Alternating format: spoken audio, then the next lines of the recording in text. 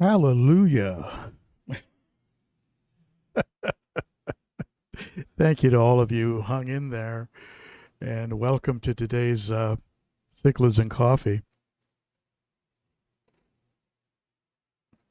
The moral of that story, the takeaway, is don't update your streaming software, in my case OBS, right before a live stream. So I did that. And then what you needed to do was to completely log out and leave and then come back, and then everything would be reset. So at any rate, that's behind me. We're here. Welcome to the live stream, my friends. Thank you to all of you who hung in there. And ring the bell, send out the call, let everyone know we're back. Whip's Whirl. Hey, Whip, good to see you there, buddy. Cat Sailor, ex-colleague Kev, Angelo, Bill D, Adam. Hey, Adam. Kim gonna make it. Hey, Dave. Dave O is here.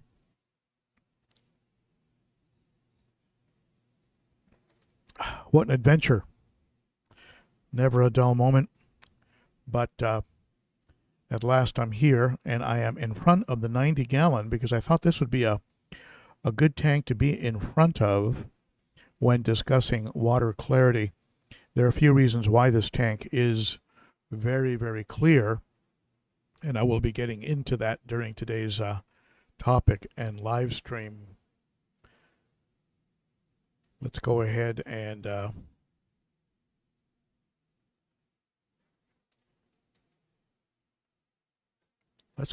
just officially get this show on the road.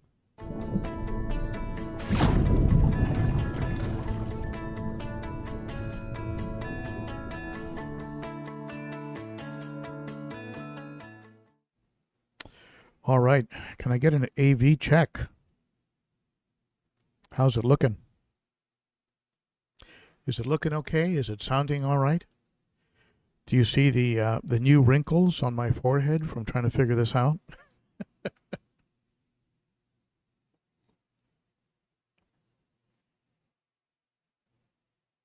I have some notes for today's talk and today's live stream. A whole bunch of them. Don't know if you can see them in this bright light, but it's a fun topic. We're going to be getting into some good stuff. And for those of you who watched some recent interviews that I did, where I did a review of the black hole, the black hole heater,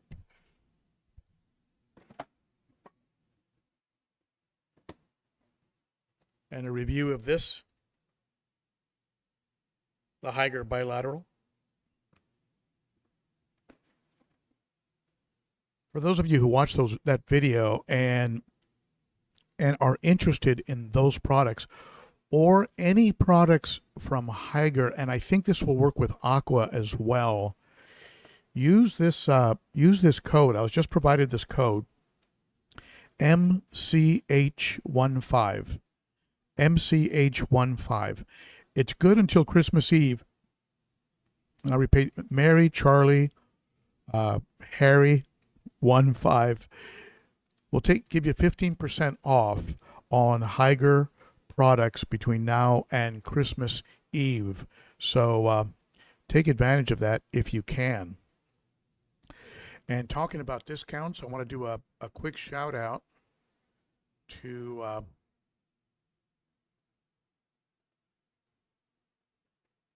Josh over at Cunningham Tropicals, who has provided us with a special discount of 15%. Ben.o.15 for 15% off on his fish, and Ben.o.10 for 10% off on his dry goods. So check him out. Check out Josh. He's a good guy. Spent a little time with him over in Cleveland at the OCA, and he is he's legit. He is totally legit. And that is the best compliment I can give you. Big shout out to my Patreon monthly Garage Gang members. Jacob, thank you for joining the group here. And Darius, thank you for jumping in. I appreciate that. You Garage Gang members, you help out in more ways than you know. Starts for as little as $3 a month. Now, if you'd like to support the channel further, consider picking up some channel swag like t-shirts and coffee cups at my Teespring store. Use the, I think it's still good, use the code LIVESTREAM and you'll get a discount. I think it's 10 or 15% live stream, all one word, live stream, and you'll get a discount at the storefront, and you can pick up mugs and hoodies and all kinds of goodies at the Teespring store. And I think we're done with the usual shout outs, of course, are to my wonderful moderators who help keep the channel rolling. And I have another. I do want to do a shout out to Higer. They have been helping me out recently by sending stuff over, and also a shout out to Corey and my friends over Zenzo over at the Aquarium Co-op, who also have been big supporters of my channel. So, big shout out to all my friends. So today's topic. I guess the question that a lot of folks have, and that I certainly hear a lot of, is, let me see, by the way, did I get an AV check from one of you? I'm extra leery this morning. AV is good. Thank you, Angelo. Okay. I'm just really, really cautious and leery after what happened this morning. All right. So why isn't your aquarium absolutely crystal clear? That's the question. Now, a lot of you out there do have floating in air fish, and that is awesome. But for some of you, you're struggling with water that just doesn't quite look right. Now we got to separate this out from something like microbubbles. Like if you look here in the 300 gallon, you'll see microbubbles. That's a little cam that I'm using there. And you can see some microbubbles floating around. Makes it look like the water perhaps isn't quite as clear as it actually is. And I'm not talking about microbubbles, because microbubbles is not the issue here. What I'm talking about is that there just seems to be a little teeny bit of cloudiness that just doesn't go away, and no matter what you do, you can't quite get it to go away. And now water changes can help, because it pulls out some of the cloudy particles and replaces it with clear water, clean water. But if the source of what is causing the cloudiness hasn't been addressed, it's just going to cloud up again. So let's first look at what are some of the reasons why this cloudiness occurs, and I'm going to tie this into a couple things, including water changes. And I have some pro water changing tips that I picked up from somebody, and whose name I'll share with you in a minute. But a couple of the reasons. You can get, like in brand new tanks, it's common to get a bacterial bloom. You can also trigger a bacterial bloom by sort of restarting your cycle. Now, if you have a tank that's been running for a while and it's been pretty clear, and all of a sudden you see a lot of cloudiness, you may have actually, by cleaning too thoroughly or for whatever reason, you may have triggered a bacterial bloom and restarted your cycle, and are experiencing an ammonia and an ammonia. And nitrate spike of sorts. So if you see that appear in an established tank, do a quick water test, hit it with some conditioner right away because you might have some fish loss. I speak from personal experience. It is not fun when that happens. So, but those are a couple of the reasons that it can happen. And really, if you're cycling a tank and that kind of cloudiness occurs, you might be better off just letting it run its course and not messing around with it, because you're starting to get a tank sort of online, if you will. So you might be just better off just let it go, let it run its course, and you'll be fine. It will eventually clear up. But a lot of folks are they get impatient. They get impatient, and they want to do something about it. Now, there's a couple other reasons, and I'll get into the things you can do about it in a minute here. So hang in there with me. The other things that can create cloudiness are some of the things that are pretty obvious, right? Stirred up detritus, or just too much detritus in the tank. Your fish are producing more waste than is being removed by your filters, and by your vacuuming isn't quite as perhaps as thorough as it should be, or I mean, something, detritus is floating around. You have fish that stir up a lot of detritus. Plecos, plecos are basically they're 24/7 poop factories, and if you startle them, they sort of explode, and you get this sort of cloud that goes up in the air. I know this from my pleco tank. Stirred up detritus. Another thing that causes it is food additives and fillers. So one of the things you can do if you're experiencing a lot of cloudiness is to check the food. Does your food list additives and fillers, binding agents, in the first or second, third maybe ingredient in your food, and are you feeding a lower quality food? That will cloud your water. It will cloud your water. Also, even with good quality food, you might be overfeeding. This is a pretty common thing that's done by fish keepers. I think primarily because we enjoy feeding our fish so much. It gives us a bit of a sense of joy to watch them eat, and it's kind of where we interact the most intimately with our fish is during feedings. So overfeeding is a reason you might have cloudy water. Now, how do you know you're overfeeding?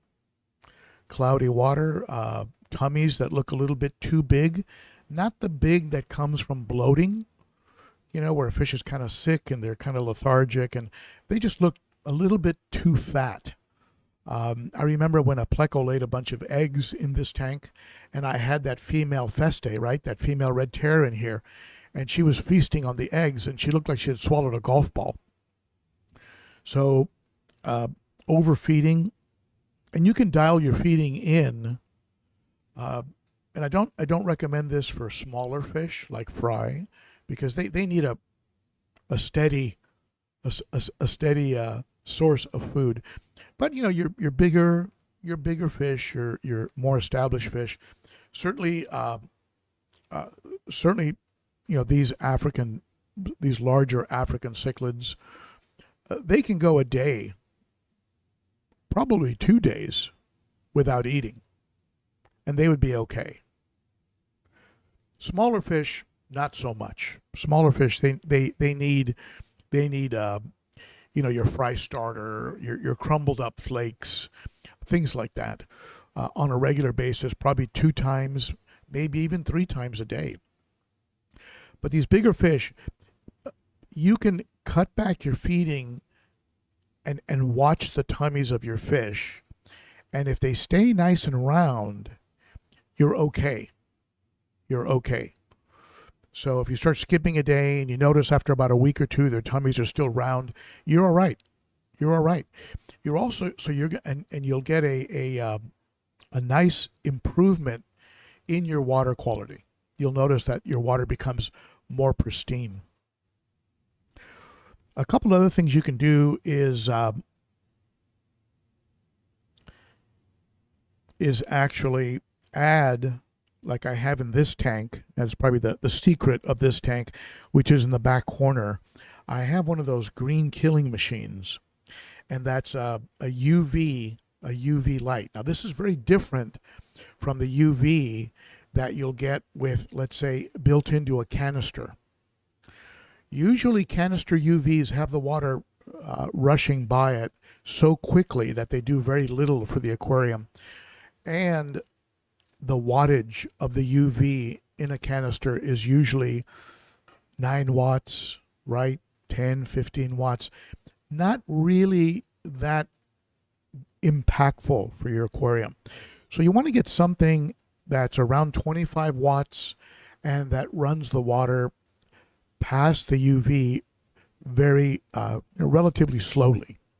You can get inline twists that can be pretty expensive, or you can get, like what I have here, a green machine that you put inside the aquarium. It's all jet black, so it kind of disappears in the black background, and it has a built-in a power head of sorts that runs the water past the UV light, which is 25 watts, at a very slowly. It runs the water by it very slowly, so it has a chance to not just clarify, and you do get some clarification with the UV in your canisters, a very small amount, but you do get it.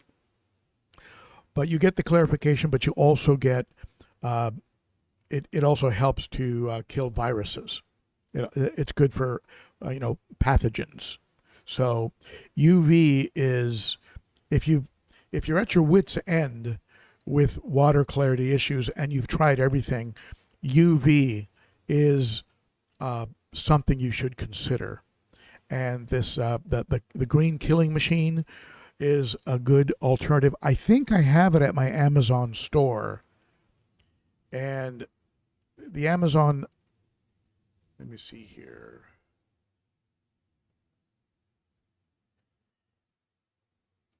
Yeah, that's the Amazon store link. I think I have the green killing machine at my Amazon store. If you use this link to get to Amazon for any purchases at all, what will happen is anything you buy on Amazon, either from my store or from anywhere on Amazon, will give the channel credit, and your prices remain the same. So it's kind of a great way to indirectly support the channel. So save the link, just put it in your saved links and use it when you get to Amazon for any Amazon shopping, and you actually help the store indirectly. Very kind of a cool program when you think about it. Garage Gills is saying hi to me, and what a great name, Garage Gills. Now, some of you are noticing that I'm looking a little scruffy. And if you take a close look, I am growing a beard. The target is to have it in place by my birthday at the end of January. I don't know why, just a whim.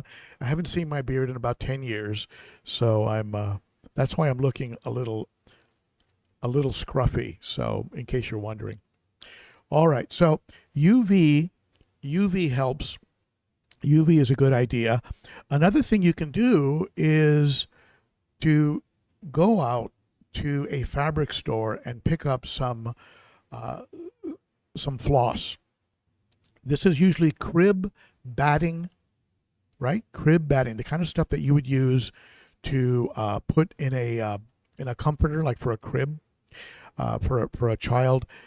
Don't get anything that's treated, like heat retardant, heat treated, or whatever. Any kind of, you don't want any dyes, no chemicals, just plain old crib batting floss, right? Polyfill. I think it's called polyfill. You can pick it up at Walmart.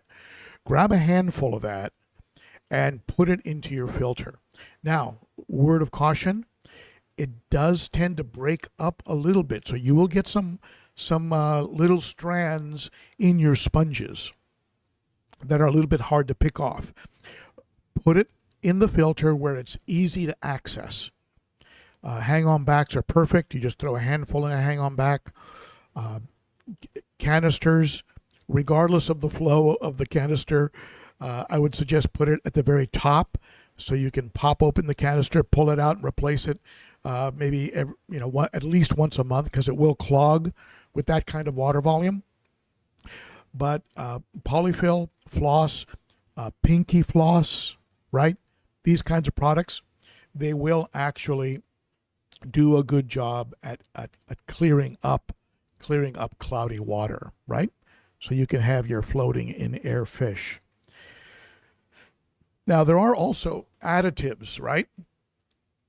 I have had success, and I don't use it now only because my aquariums are pretty much chemical free. The only thing I use in my aquariums is carbon if I've done some treatment, like if I've medicated the fish. I make sure I have no carbon in before and during medication, and then after medicating, I'll put carbon in to pull out any residual medication in the water. But additives like ChemiPure, right? Boyd Industries has ChemiPure. That will help clarify the water. I personally, I had the best results with Seachem Purigen. And you can recharge the Purigen bags and reuse them over and over again. So they're a pretty good bargain. So you can go the chemical route if you like. Another tip is, especially if you're having a bacteria bloom, is to turn your lights off. Instead of running them for 6 to 10 hours a day, run them for 2 hours a day. And you will have you'll have less of an algae bloom going on in the aquarium. So a little bit less light will allow you to sort of catch up and get rid of some of the algae bloom. You may want to check your aquarium also for phosphates. You can buy a simple, inexpensive phosphate test kit. You can also test your tap water and see if you're getting a lot of phosphates, because if you are, you're probably going to be getting algae and promoting an algae bloom. So watch for that. You can also pick up binding agents. There are binding agents out there, and I think Seachem, is it Seachem Clarity? Go ahead and tell me in the chat. Seachem Clarity is a binding agent that will connect to anything floating around in your aquarium that isn't a fish, and will make it large enough to get trapped by your filter. Because what happens, a lot of the cloudiness in your aquarium is going right through your filter, right through your media, and coming right back into the aquarium. So what it does is it binds with it and makes it a little bit, larger, and allows it to then be trapped by your mechanical filter, such as your medium and fine sponges. So you consider that. I know some people don't like chemical filtration, even resin-based chemical filtration, like your ChemiPure and your Purigen, and even things like Clarity. But those are, I believe, they're organic. They're 100%. The Clarity is organic, so it has no impact on the aquarium. These binding agents. Now, you can also, just at a very basic level, right? I mean, I've mentioned feeding a bit less. These are real basic things. You can also increase the frequency of your water changes, adding fresh water. And I'm not saying increase the size of your water changes, and I'll get to that in a second, but increase the frequency of your water changes, and also the frequency of your filter maintenance. Which, by the way, I'm going to be releasing a video shortly on swapping out the older FX6 for the new one that I picked up. I'm going to be opening up that FX6, which has been running since early December 2023. So it's just went over the 1 year mark since the last time I cracked open that FX6. So we're going to open that up on camera and take a look at what life comes out of it Hopefully we're not going to have a scene out of the movie Alien where it comes something comes out and attaches to my face. But I suspect with the pre-filter that I've been using that it's not going to be too bad. And then we'll take that beneficial bacteria-rich media and put it into the new FX6 that I picked up. So watch for that. So maintenance, tweaking your maintenance schedule, right? Just a little bit. Maybe one additional small water change a week. Maybe instead of once a month on the hang-on backs, do them every 3 weeks. Things like that. Things like that are very, very, can make a big difference. So I want to talk with you about some, I got some professional water change tips, and I want to share those with you.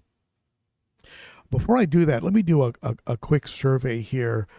What's your biggest aquarium? Tell me in the chat. What's your biggest aquarium? Let me see some numbers.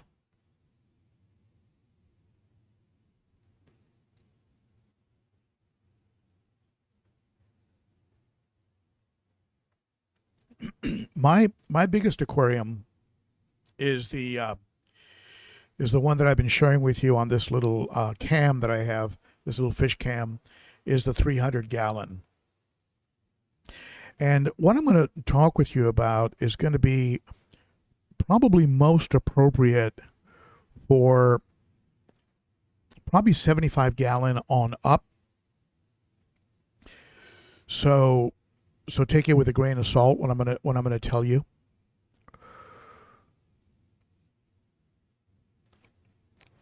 All right, I'm seeing some numbers here: 75, 210, 135, 125. Awesome. 180. That's a good size. 180. That's a big aquarium.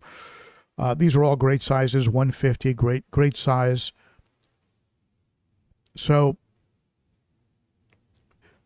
the pro tip that I picked up recently from somebody that I consider to be a real pro, and there's some folks out there that I look at and go, that's a pro. That's a real pro. Certainly in my mind, someone like Jason Adams, Corey, right, at the co-op. I mean, there's some folks out there I look at and go, all right, that's a pro. But I had a very long discussion, and you're going to be seeing a video on an interview that I did with Darius. He's the founder and owner of Northfin. And we started talking about water clarity, fish food ingredients, the evolution of his company, standards in the industry. Really interesting. I've got about 2 hours, about an hour and a half probably, of video that I have to edit and share with you, and it's going to be a very cool discussion. But for those of you with the larger aquariums, this is going to make a lot of sense. He said that he never uses any additives, any water conditioners, and he doesn't temperature match. Now he's up in Canada, so you know that water is coming out of that tap real cold.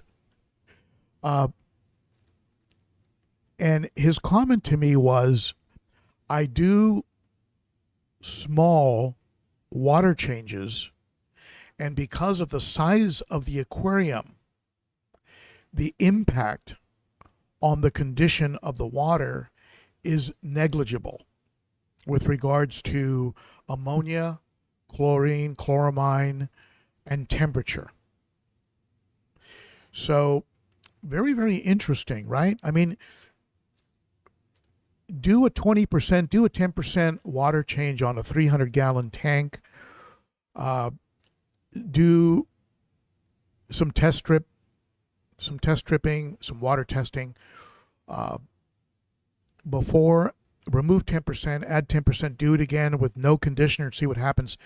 There's no change. It kind of gets back to that idea of dilution. Dilution is the the solution for pollution, right? So on a larger aquarium, a 10%, 15% water change makes a sort of non-impact, right? No potentially dangerous impact on the fish, while giving the aquarium some minerals, removing some nitrates, freshening up the aquarium, removing some cloudiness, right? And so I started thinking about it. I mean, it makes sense. And he says that because of it, he saves a tremendous amount of money because he has no conditioners. He buys no water conditioners, and he's never had a problem. He's not on a well. He's on like the city water supply, so he's getting whatever the city is doing to the water. I think up in Toronto, the Toronto area. So, what do you think about that? What are your thoughts? What are your thoughts about doing smaller water changes and just going right from the tap? No temperature matching, no conditioner, nothing. Just 10%, 15% out, 10%, 15% in. Very, very curious, and it makes sense to me when I look back at when I've heard some of the biggest horror stories from fish keepers. It usually has to do with something that occurred after a water change, and the water change was on average greater than 50%, and in some cases as much as 80%. And what ended up happening is there was they forgot to condition. There was a change in the water temperature that might have occurred during the water change, like they ran out of hot water, or maybe there was a big pH shift, something like that. And none of those would have been factors if there had been a smaller water change, perhaps done more frequently. Now, my water change on my bigger tanks is every 2 weeks. I top off 1 week, and then I water change the next. So they do get fresh water in between water changes, but it's a top off. And I'm going to be trying that method of a smaller water change, and probably doing a test to test the conditioning before I start doing it on a regular basis. Maybe do a little water testing and see what I think on the dilution. Certainly on the 210 and the 300, it's there's a lot of dilution going on, not only from the volume in the aquarium, but I also have sumps, right? 40-gallon sumps underneath each aquarium, and a canister. So there's a lot of water dilution going on there. But what do you think? What do you think about that idea? Tell me about it. And it's not. I know someone's mentioning Father Fish here in the comments. It's not the no water change, which I totally understand. A small, lightly stocked aquarium with a tremendous amount of plants and a lot of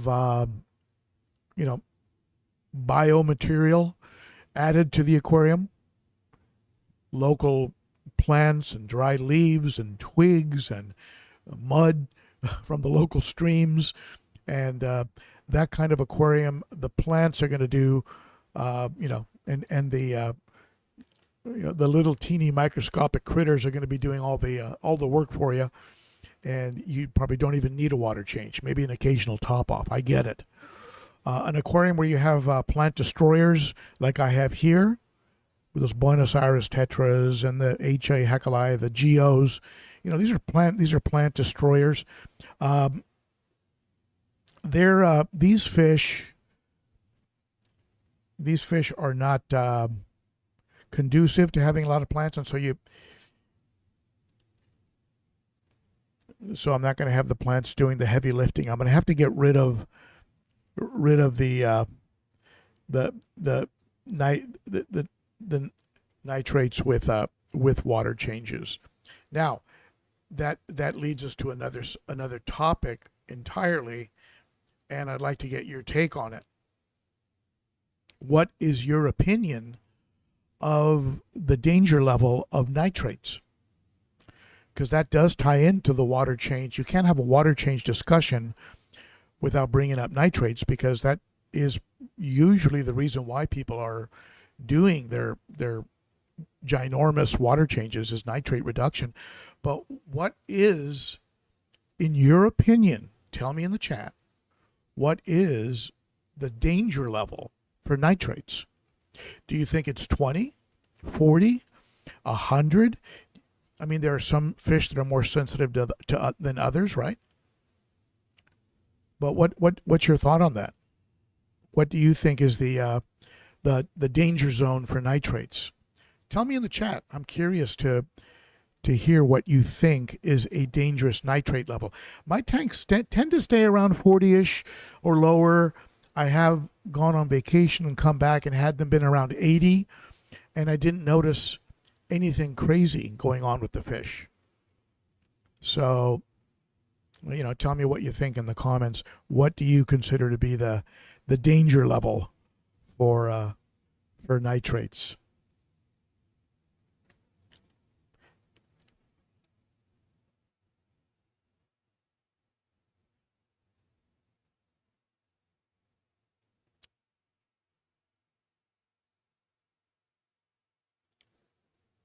Cat Sailor, are you talking about Darius? No, nothing. No prime. No, nothing. No water conditioner. Right from the tap. And he's been doing it that way forever. He's never had an issue. On larger tanks, where anything that he adds is going to be diluted to negligible, undetectable levels.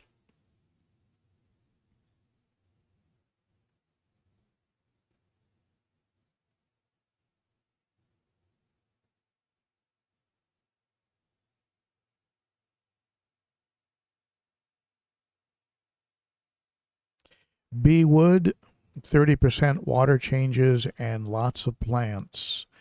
Don't have high. I would expect you to have almost no nitrates on a heavily planted aquarium that's also using water changes, heavy water changes. Now, there is a school of thought, that with a lot of plants, you should let the plants do the work and don't do heavy water changes, because the plants need the nitrates. That's I mean, they need the ammonia, right? They're consuming the ammonia primarily, but they do need those nitrates.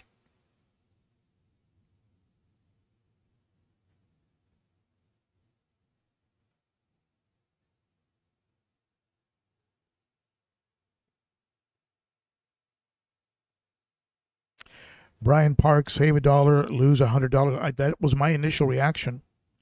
That was my initial reaction to what he was telling me.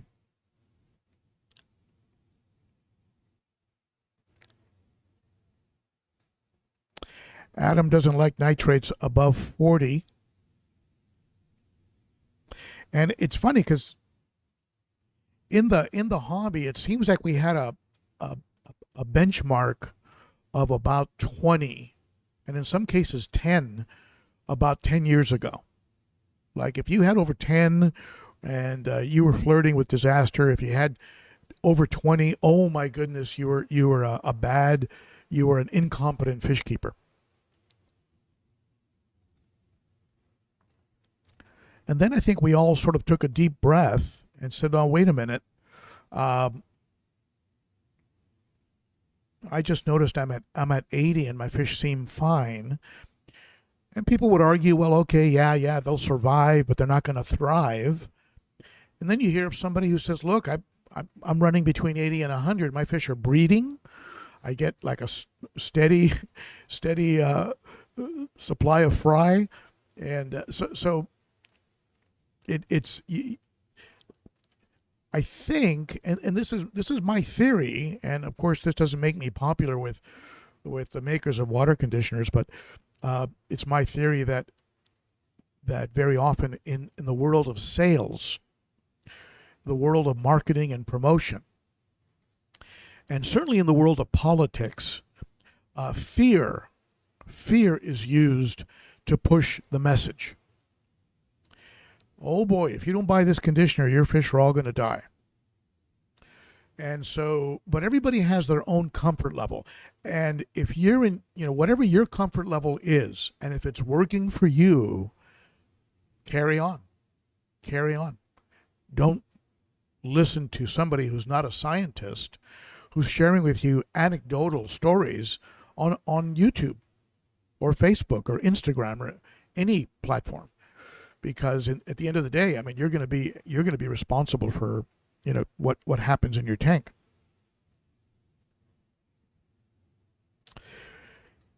Yeah, appease and haps forever. I am absolutely loving these Congo tetras, and don't know if I can get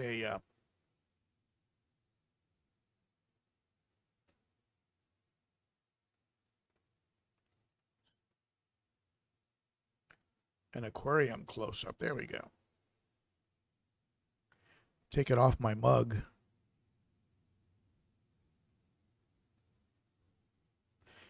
The Congo tetras tend to hang out near the back of the aquarium, so they're a little hard to get on camera, but I can maybe adjust things. Let me adjust it here. Maybe we can get a closer look at them, but they really are a very cool fish.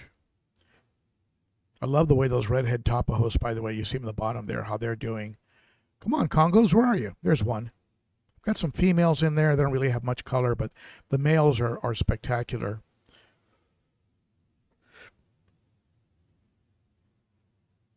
Maybe if they think I'm going to feed them.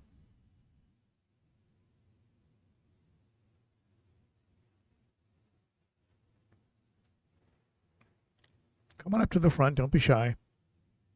Here's one of them. They are called, these are blue Congos, blue Congo tetras. And of course, I got them from Josh over at Cunningham Tropicals. Salient says, was not talking about the father fish method. I was talking about that he uses vitamin C tablet to dechlorinate water instead of chemicals. Oh, that's interesting. That's very interesting. Vitamin C. I'm gonna have to. Do you have a link to that video? I'd like to hear what he says about that. I have not heard about that method. Vitamin C. Mike Smith says my nitrates are usually a bit higher than 40, and I do weekly water changes. Mike, what are the size of your water changes? Are you going more than 50%?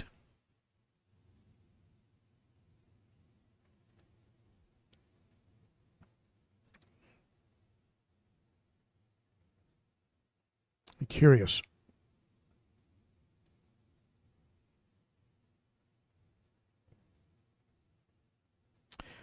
Mossman has a 300-gallon Geophagus Severum blue. Is that blue Aquaras plus 8 plecos? That must be a beautiful tank, my friend.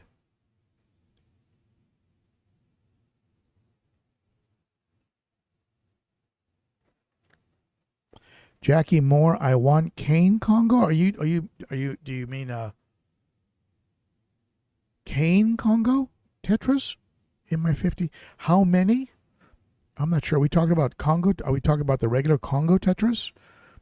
A 55, they do need a lot of swimming room. They do swim around a lot. They put on some decent size. They're not huge. 55 should be okay.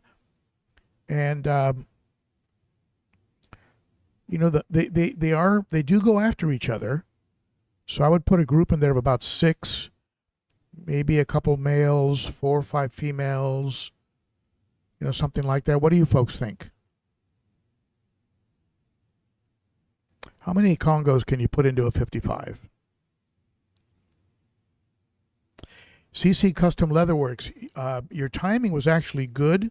I had a half-hour delay because I ran into some technical difficulties with my streaming software updated, and I needed to completely log out of it and log back in for it to work. It was very frustrating. So your timing was actually good.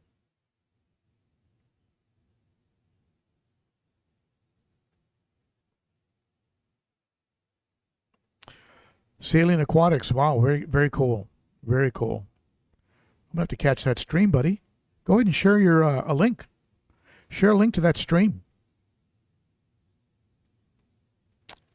Let's get over there and watch that Saline Aquatic stream.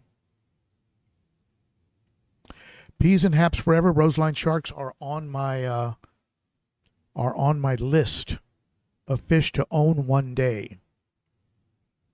Except every time I see them, they're like $40 a piece, and I would like to get about 6 of them. So I check my balance in my checking account and go, maybe I'll buy some smaller ones and grow them out. They are very pretty. They do need a lot of swim space. They do put on some good size, but wouldn't they look good in here? In the 90-gallon? What do you think about it? Maybe put a few roseline sharks in this tank. You think they'd look good in there?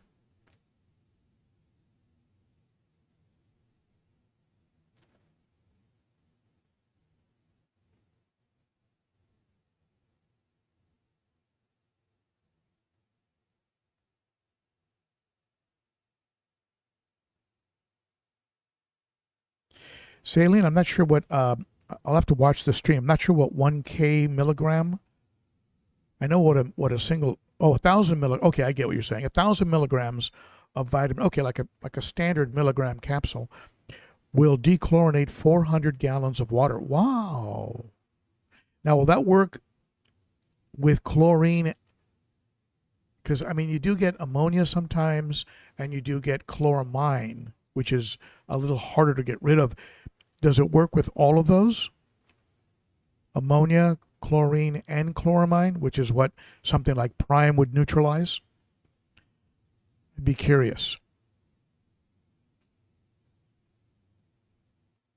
Angelo, I haven't tested my water in over a year. Still have the same fish in the tank for 3 years. Yep. I think when things start going well, and have gone well for a very long time, and a tank has become established. In other words, fish are living and continuing to be healthy. After, let's say, 9 months or so, the tank is pretty established and seasoned. We just get a little. I don't know if lazy is the right word, or I think it's more on a as needed basis. Like if we notice something might be a little off, or some of the fish are flashing or shimming or acting a little odd, we'll go ahead and pull out the test kit. But it seems like once things become established and stable, the test kits kind of get put up on the shelf, and we don't seem to do it as much. Not a bad idea to test your tap every now and then.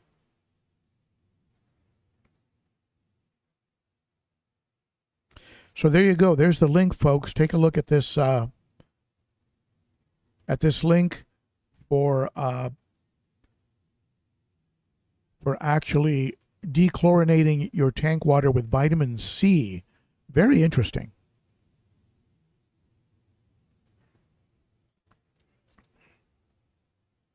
Mike Smith, I have 6 roseline sharks in my 90-gallon. They're pushing 5 inches and they're awesome. Lots of mid-tank activity. Fry, it's a Malawi tank. Wow. Very, very cool. Yeah, I love the way they look. One of my favorite freshwater fish, and would certainly like to get a hold of some at some point.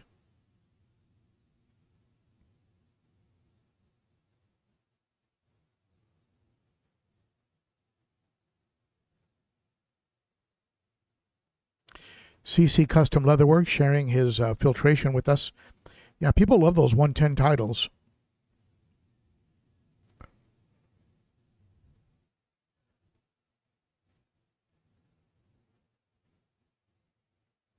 All right. Now, do you have any other questions for me? Now, if I missed any super chats, if any of you super chatted and I missed it, I am sorry. I wasn't paying attention. I was just very happy just to finally be on the stream. That was today's victory. But if you have super chatting is a way to help the channel. Of course, subscribing helps tremendously, as does giving the video a like and a thumbs up. And I know that for those of you who sit on the live streams, you don't necessarily watch the replays. But if you could go to the replay and just give it a short watch and comment, create some action with the replays, because I noticed the replays are very light on the, I mean, you'll get about 1,000 views or more, but very light on the comments. And I think YouTube is looking at comments and interaction with regards to whether or not they recommend videos. So your comments make a big difference in the actual success of the videos. Jay's Aquatic Fun. Love my Denison barbs. Very, very cool. All right, so any questions for me, folks, that you care to ask me now. Now's the time.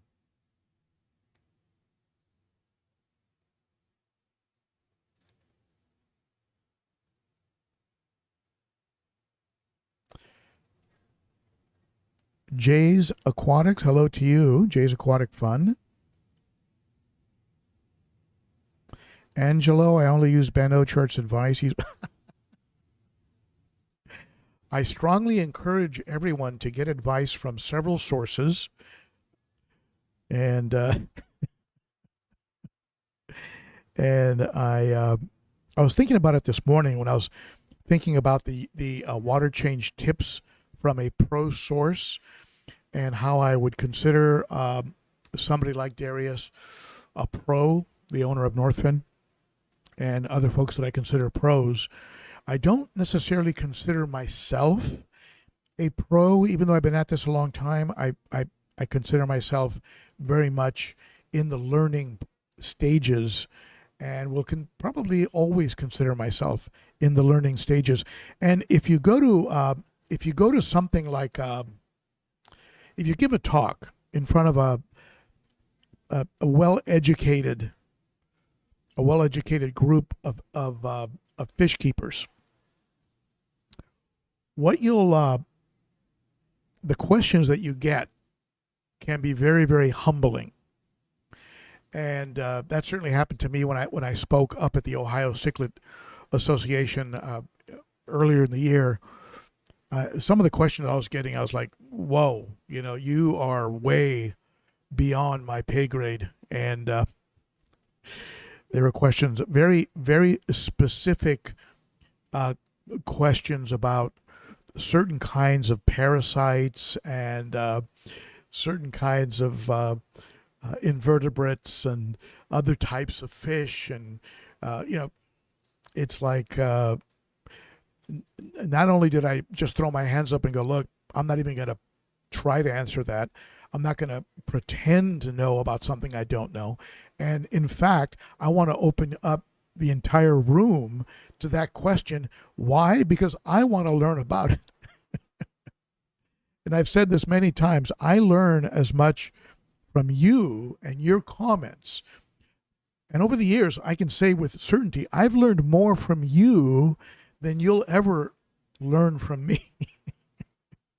And that's the honest truth. So there you have it. So at any rate, any other questions? Northfin in the house. Darius, I've been talking a lot about you. Were your ears ringing? My grandma used to say if your ears are ringing, someone's talking about you. Right ear means they're saying something good. Left ear means they're saying something bad. Isn't that a crazy superstition? She really believed it. She used to go, "Oh my goodness, someone's talking about me." All right. So watch for the video of my interview with Darius of Northfin. I am distilling down and editing over close to an hour and a half of content. And boy, we got into a whole wide range of topics.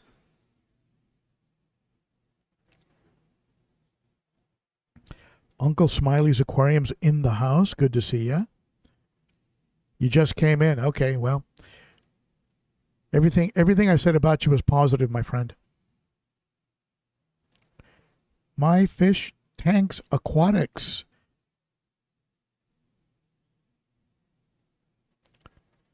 Well, and I'm not trying to intentionally seem that way. It's just sort of the way I feel. I feel like I've gotten into enough circumstances with other fish keepers where they've opened up a discussion with me about something that was way beyond my, way past my my bandwidth to educate me that there's so much more to know.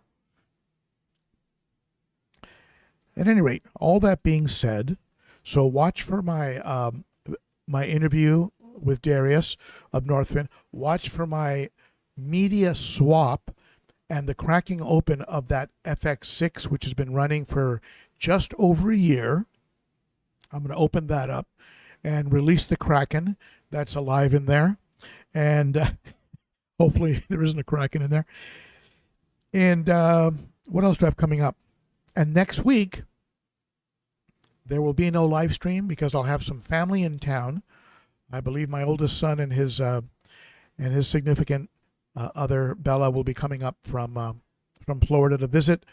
And so I'll have some family in town for the Christmas weekend. So no live stream next week. Mossman chimes in with 50 years in the hobby, 40% water changes every week, or 20 or around 25 twice a week. Haven't ever checked water parameters. Never, ever, ever.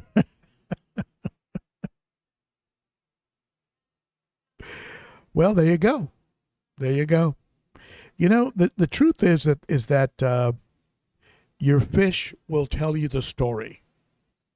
If you look at your fish, they'll tell you the story. Salient Aquatics, I refuse to get political on this channel. And I don't think my grandma was thinking left or right when she was talking about her ears ringing. My grandma was very unpolitical. You could sit with her and talk with her about anything and have a good argument. When you were all done, she'd make you a cup of coffee and you'd sit down and be friends. That's the world the way it was. So, Mossman, 50 years in the hobby, that's awesome. Garage Gills, love that name. I'm jealous. I should have called my fish room Garage Gills. I, and of course my fish, love the Northfin Community Flake and the Bug Pro. Very cool. Maybe when I come back from Christmas break, we'll give away some more Northfin. What do you think, Darius? Give away a little more of that Bug Pro, a little more of the community, and some of the cichlid, maybe even some of the veggie mix. We'll give some more away the week after Christmas weekend. We'll do another. I'll get my little wheel and we'll do some spins. Yeah, I had a Brian Lightcap not checking parameters.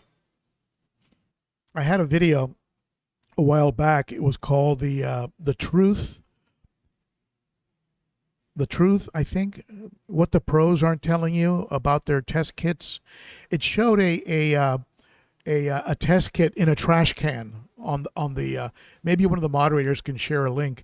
It showed a test kit in a trash can, and it said what the pros are not telling you, and it was pretty much had to do with how they're really testing, they're testing their water once the tanks are established, infrequently. Now, certainly in the ramp up of a new tank, it's a good idea to test. But there are probably some pros out there that don't even do that. I mean, they just know how a cycle tankle, how a cycle, how a, how a tank cycles, how a cycles tankles, how a tank cycles, and they'll watch it go through its, they'll watch it go through its bacterial bloom. They'll leave it alone. They'll add their piece of shrimp.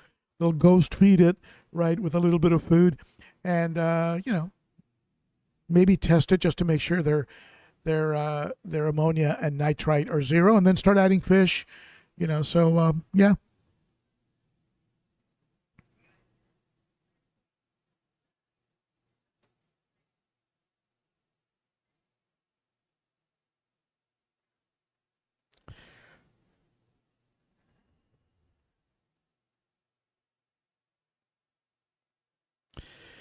CC Custom Leather Works.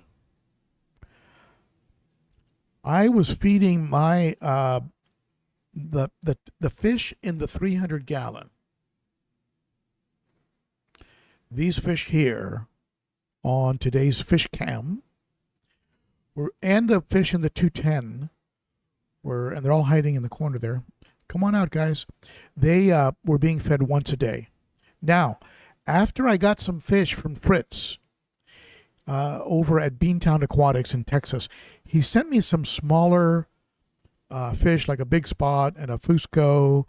And so I added a second feeding because I wanted those fish to kind of put on some size a little faster, making sure that I was getting that fish food down to the bottom where the less dominant fish could feed, because the dominant fish, the Kawingi, the Rhodesii yellow, right, Bucochroma Rhodesii yellow, the trout, the hawk, they're feeding off the top, and nobody's going to get in their way. So I was really making sure I was like dropping that food hard, and so it was getting down to the bottom, and the smaller fish could eat it. But now that they're putting on some good size, I might go back to once a day, maybe even skip a day, and once a week give them a treat. And by a treat, what I mean is a little bit of frozen krill. These fish here in the tank right next to me, especially since I added the red cap, the Tapajos, the redhead Tapajos, I'm feeding them twice a day because they are very voracious eaters and they're very young, and so I'm feeding them twice a day, and they're putting on some very nice size and color.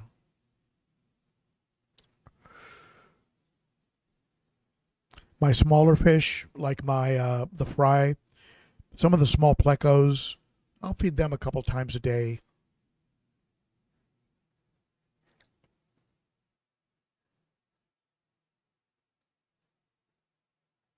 And Darius, what I was talking about earlier, which of course will come up in the video that I filmed of the two of us talking, what I was talking about earlier was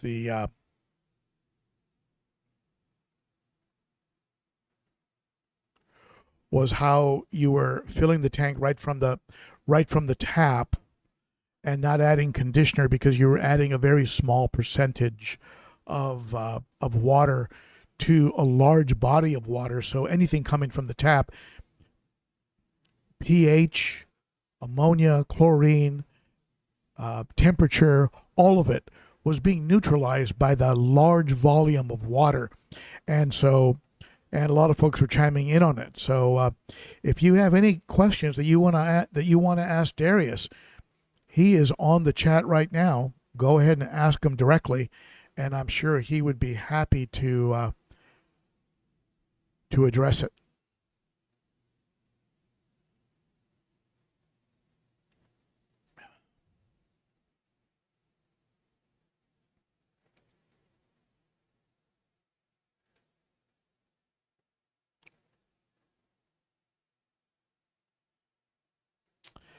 Salient Aquatics. I sent some North Fin food to a member of my channel that could not get it in the UK, and he loves it. Nice. I also got Darius to hook Stinfot up. Yeah. Darius is very good about that. Of course, the secret with Northfin is the garlic. And I was talking with Darius about adding garlic to food for the finicky eaters, and he sort of laughed at me and was like, "Hey, why? There's garlic in it already." And I looked at the ingredients, and sure enough, there's a good dose of garlic in there. And it is, finicky eaters will usually go after Northfin food. Now, if you're medicating and adding some medication to the food, maybe a little garlic guard, maybe make it extra appealing. Keep in mind, however, that when you do soak your pellets, they will tend to dissolve very quickly into the water column. And so that's also covered in the video interview with Darius. We talked about people who soak their pellets and what that might do to the nutrient content of the food. So definitely watch for that in the upcoming video.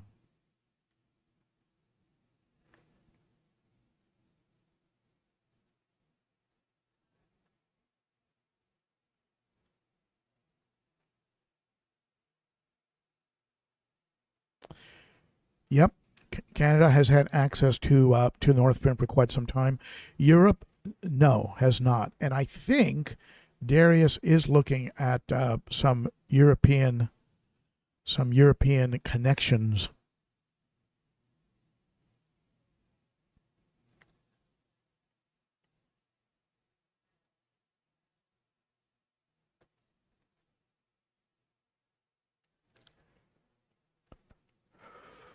All right. Well, there you go, my friends. And I want to thank all of you for hanging in there with me today. We did have a technical issue in the very beginning that was finally resolved. And in the end, whose fault was it?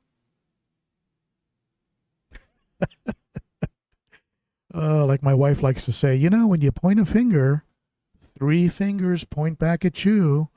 So, yeah, I got no one to blame but myself. So, but we were able to get online, and here we are. Thank you so much for sitting in.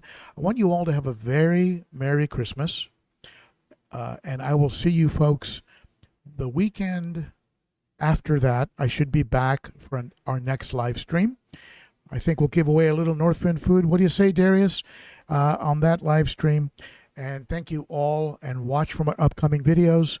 I'll probably release as a standalone video, pro tips on water changes, the swapping out of the FX6 media, the opening up of that canister after a year, and the Darius Northfin interview. So watch for those videos.